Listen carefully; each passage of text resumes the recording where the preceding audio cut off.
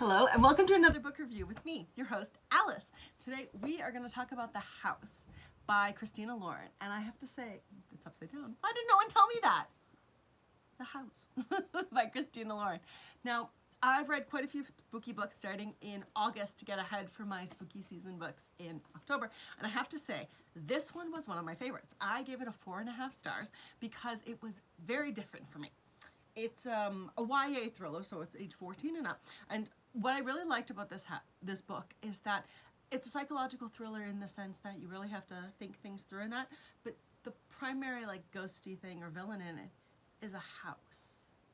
So I kind of like to preface it by saying it is like that Monster House movie that came out, I don't know, in the 90s or 2000s, but a little bit older. So essentially what it is the house in the story is the home of the boy.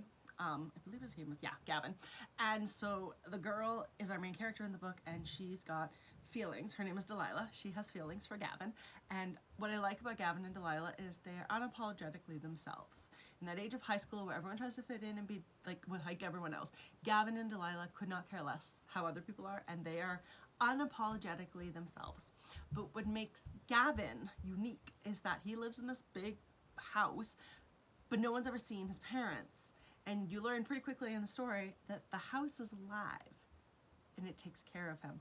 And I read a couple of reviews before I came to do this video, and in one place the people hated the fact that he personifies everything in his house. So because the house takes care of him, when he goes in, it's like the couch he sits on, he refers to it as couch. The fireplace is fireplace, his bed is bed, not the. And that drove this reader crazy, but I thought about it and I said, you know what? It's like he's named them all the physical thing. Like when you're a kid and you have a stuffed cat and you name it Kitty. Like this is how he, as a kid growing up in that house, has identified the things in his house that take care of him. So like piano is not the piano because it's not any piano. It is that specific piano. So I actually really liked the way that the authors have done that, personified and named the items themselves in the book. So it was a 4.5 for me because I really liked the character of Gavin and Delilah. I really liked the house as like the problem and the villain and that was so much fun to read. So it was very different, and I really loved the ending. I kind of had two different ways I saw the ending could go, and it went the one I really wanted it to go, so I was so happy about that. And I just really love this book because it's so different. So if you're looking for something to read this spooky season where the bad guy is something different, is not like a monster or vampire or whatever, try The House by Christina Lauren.